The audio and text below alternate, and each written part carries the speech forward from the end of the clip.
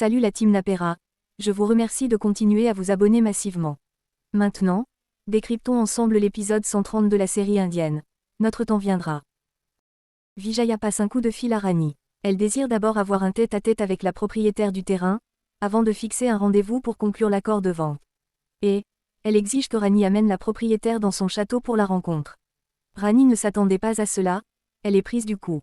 Mais Rani est intelligente. Elle essaie alors de convaincre Vijaya que la propriétaire ne peut pas se déplacer pour son château, étant donné que l'ancien reine Rajeshvari s'était déplacé pour aller à sa rencontre. Rani encourage Vijaya de faire pareil, ainsi, elle se distinguera par sa grandeur, sa modestie, son respect, et son savoir-vivre exceptionnel. Vijaya mord à l'hameçon, elle veut toujours faire mieux que l'ancienne reine. Alors, elle accepte de faire le déplacement pour rencontrer la propriétaire du terrain.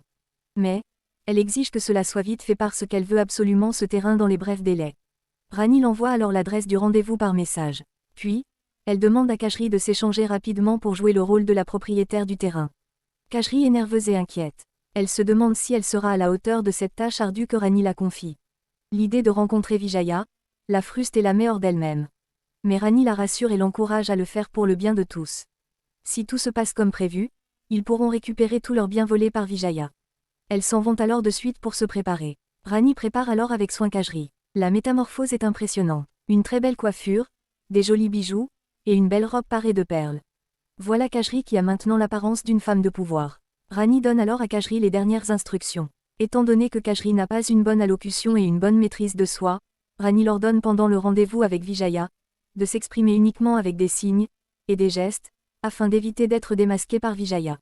Elle se chargera d'expliquer à Vijaya son langage gestuel. Kajri est émerveillée par l'intelligence de Rani et la félicite. Ensuite, les deux jeunes filles s'empressent pour se rendre rapidement au lieu de rendez-vous. Une fois au lieu de rendez-vous, Kajri trouve le lieu magnifique et adéquat pour cette affaire. Rani la rappelle alors de garder son sang-froid car tout le plan repose sur elle. Et surtout, elle l'encourage à ne rien dire pendant l'entretien comme convenu. Mais, Kajri est toujours inquiète.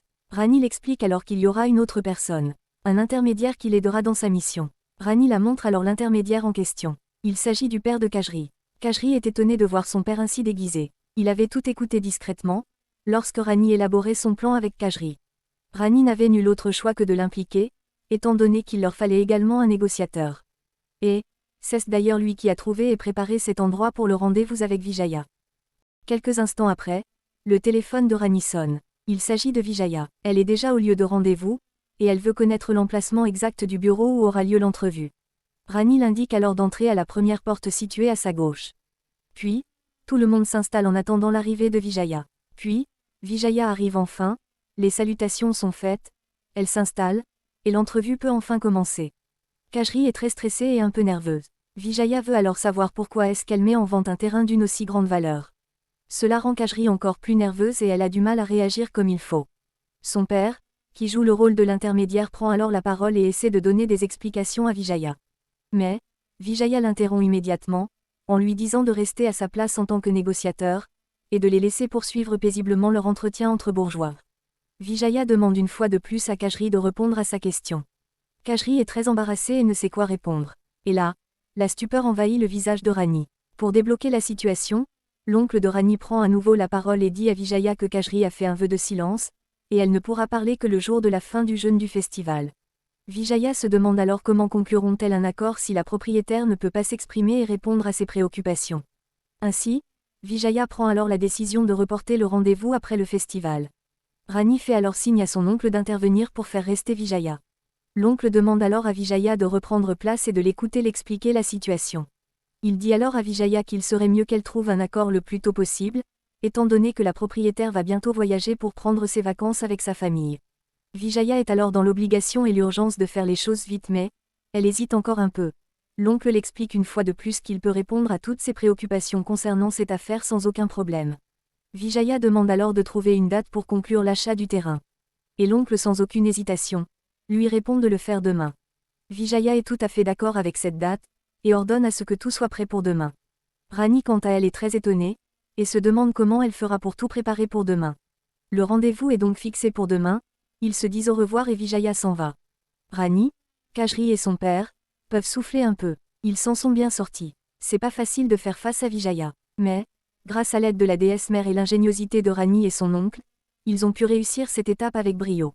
Il leur reste à faire en sorte que tout se passe bien pour demain, et ils pourront enfin récupérer tout ce qui était à eux, ainsi que leur royauté. Quelques instants plus tard, Rani, Khajri et son père sont allés voir Kamlesh pour les aider à tout gérer au bureau d'enregistrement et de berner Vijaya. Kamlesh est un officier des forces de l'ordre, et il sait que leur demande est illégale et hors la loi. Mais à cause de leur ancienne amitié, il décide de les aider. Apprenant cela, Rani et les autres sont très heureux. Kamlesh appelle Chagar, il travaille au bureau d'enregistrement. Il lui demande d'aider Rani pour tout ce qu'il faudra au bureau d'enregistrement. Chagar l'accepte volontiers. Kamlesh est un peu intrigué de savoir ce que Rani veut exactement faire. Rani les explique alors son plan, qu'elle a minutieusement orchestré. Le plan est presque parfait mais, il y a un problème. Rani n'a toujours pas les papiers du terrain. Et il leur faut absolument cela avant demain. Sans ces papiers légaux et certifiés, Vijaya n'acceptera jamais de signer l'achat de ce terrain. Par chance pour Rani, Kamlesh a des relations avec des gens haut placés, et il leur dit qu'il s'occupera très vite de les fournir les papiers certifiés de ce terrain. Rani retrouve le sourire en entendant cela, ensuite elle leur explique le but final de tout son plan. En fait, Rani voudrait échanger à la dernière minute les papiers du terrain avec le document de restitution de biens. Et en le signant, Vijaya croira acheter le terrain qu'elle désire tant, pourtant, elle aura signé sans le savoir, la restitution de tous les biens financiers et matériels de la famille Rajawat qui les appartenaient. L'oncle est fier, et félicite une fois de plus Rani pour son ingénieuse idée. Puis, ils se serrent ensemble la main et lancent un cri de guerre contre Vijaya. Le lendemain, Rani et son oncle se rendent en avance au bureau d'enregistrement. Rani est très inquiète et craint que les choses ne se passent pas comme prévu. Son oncle la rassure que tout se passera bien, et que en attendant, il va s'occuper de l'enregistrement. Rani est toujours inquiète et elle implore l'aide de la déesse mère, afin que tout se passe bien. Puis, Sagar arrive avec les papiers certifiés du terrain et le donne à Rani. Elle les vérifie et tout est correct. Tout est enfin prêt pour mettre son plan en exécution. Mais Rani se sent très gênée de n'avoir rien dit à Vir. Mais une fois que son plan aura réussi, toutes ses inquiétudes disparaîtront, et elle pourra continuer sa vie normalement. Mais sans tarder, il y a un problème. L'agent du bureau d'enregistrement a décidé de faire quelques heures supplémentaires. Dans ce contexte, ça devient impossible de prendre sa place pendant la pause afin de tromper Vijaya. Et comme si cela ne suffisait pas, Vijaya arrive exactement à ce moment. C'est la stupeur et la panique. Rani est interloquée et ne sait quoi faire. Sagar propose alors à Rani d'essayer de distraire Vijaya pour gagner un peu de temps, pendant que lui et l'oncle s'occupent de trouver le moyen de remplacer le vrai agent du bureau par leur complice. Pendant ce temps, Vijaya descend de sa voiture et s'approche rapidement de Rani.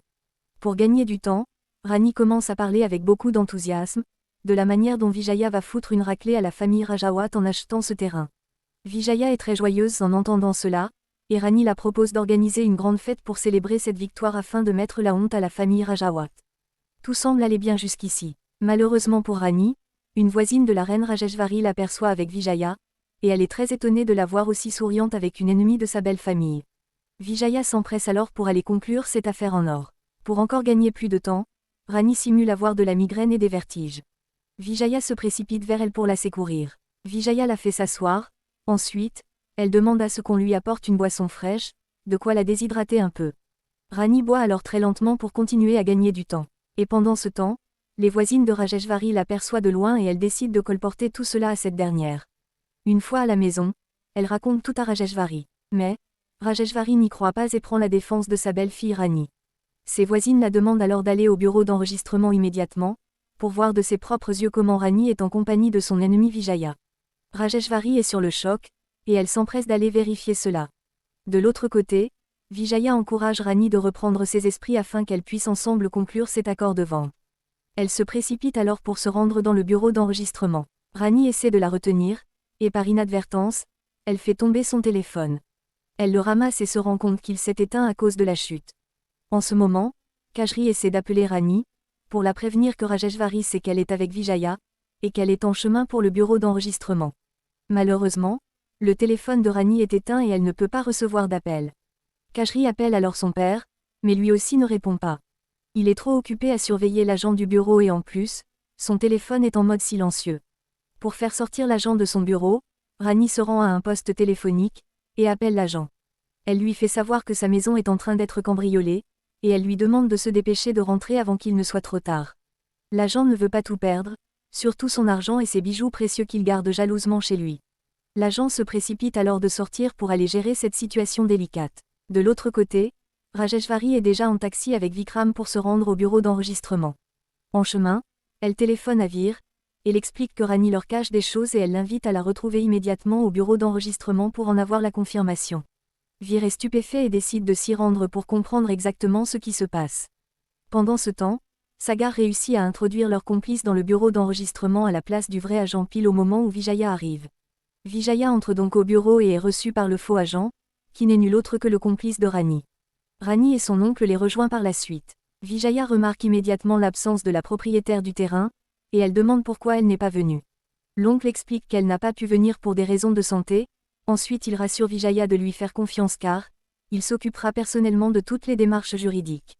Vijaya est très énervée et lui fait savoir qu'elle n'a confiance qu'à Rani. L'oncle sort alors les papiers du terrain et les donne à Vijaya, et il la demande de signer sans souci parce que ces papiers sont d'une authenticité irréprochable.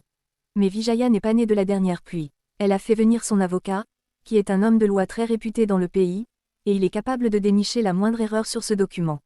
Et Vijaya ne signera ce document qu'après la confirmation de son authenticité par son avocat. L'avocat vérifie alors le document page par page avec beaucoup de délicatesse. La stupeur et la panique se dessinent sur le visage de Rani et son oncle, qui ne cessent de prier dans leur esprit, afin que l'avocat valide l'authenticité de ce document. Rani réussira-t-elle à berner Vijaya? Vous découvrirez cela dans le prochain épisode. N'hésitez pas de vous abonner massivement pour suivre les prochains épisodes, et on se retrouve à très bientôt pour la suite.